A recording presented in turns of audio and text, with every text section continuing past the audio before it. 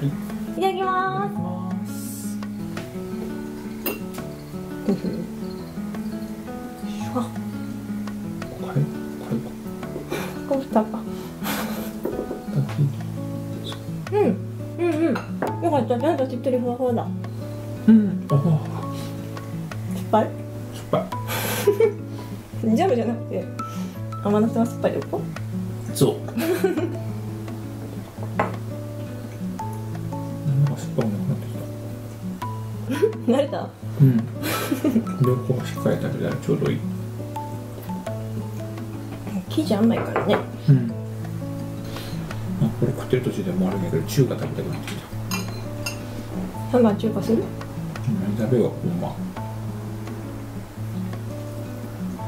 そんなんだけど。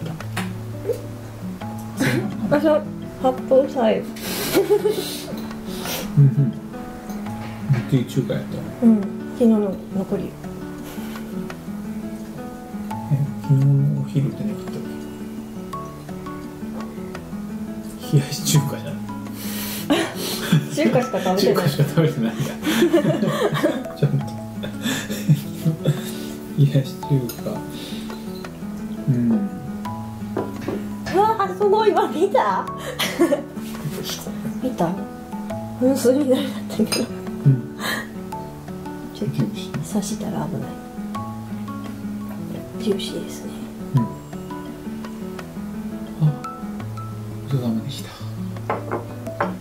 ライングやな。失礼。ごちそうさまでした。寝てるやんもう。無理ね。昼下がり。